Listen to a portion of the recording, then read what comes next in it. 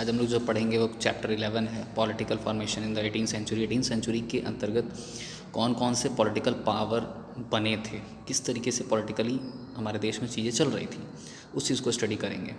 तो इसमें जानेंगे कि मुग़ल, लेटर मुग़ल क्या होता है, अर्ली मुग़ल क्या होता है, उसके बाद फॉरेन इन्वेजन्स कौन कौन से हुए, कौन कौन से इंडिपेंडेंट किंगडम्स भी थे, राजपूत्स, जाट्स के बारे में जानेंगे।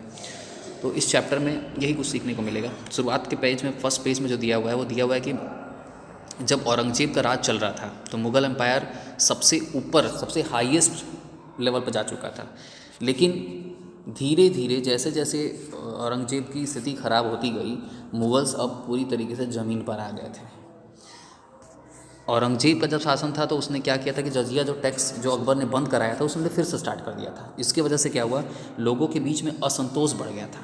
असंतोष समझ रहे ना, लोग अब और मतलब जो एम्पायर था उसको पसंद नहीं करने लगे। क्यों? क्योंकि हिंदू मुस्लिम के बीच में फिर से वही चीज़ें आने लगी। तो Hindu and other non Muslim communities in part of the empire, चूँकि हिंदू और नॉन मुस्लिम भी तो इस एम्पायर में थे जब औरंगजेब राज कर रहा था। तो these include Jats, Sikh, Rajput in north and Maratha force in the Deccan. तो जजिया टैक्स वही टैक्स था जो जिसके अंतर्गत अगर कोई अपना रिलीजन फॉलो करता है तो उसमें स्पेशल तरह के टैक्स लगाए जाएंगे। अगर कोई किसी हॉली प्लेस पे जाता है तो उस पर अलग तरह का टैक्स लगाया जाएगा। तो अकबर ने एक बार बंद किया और औरंगजेब ने फिर से स्टार्ट कर दिया। तो द एम्परर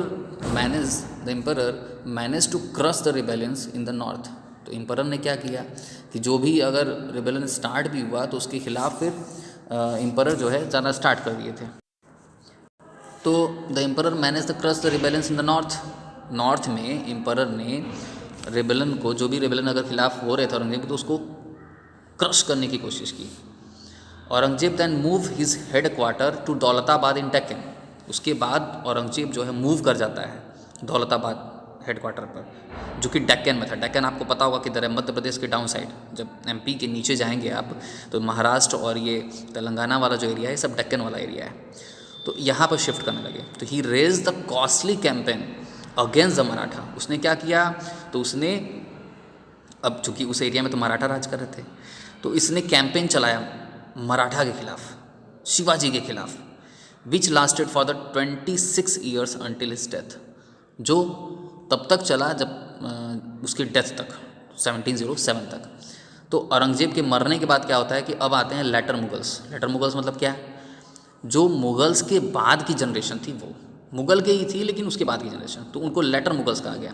तो after death of the Aurangzeb the Mughals kings who came to the throne were called later Mughals.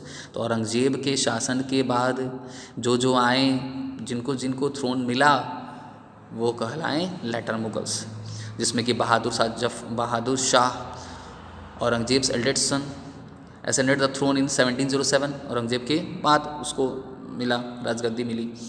He was already 65 years old, वो ऑलरेडी 65 ईयर्स ओल्ड हो चुका था।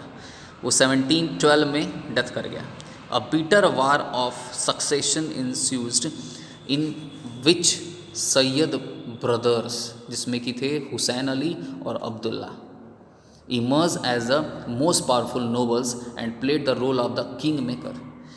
तो अब जब ये चले गए तो अब इनके अंदर जो वर्क कर रहे थे, जो नोबल्स थे, उसमें से हुसैन अली और अब्दुल्ला, जिनको सैयद ब्रदर्स भी कहा जाता है, तो इनका रोल किंग मेकर की तरह हो गया। ये पावरफुल हो गए।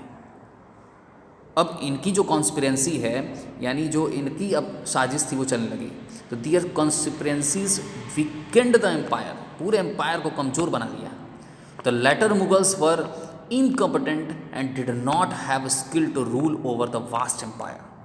तो बाद की जो जनरेशन थी मुगल्स की, उनके अंदर ये स्किल नहीं था कि बड़े एम्पायर को चला सकें। तो in 1719 the Sayyid brothers placed Mohammad Shah on the throne.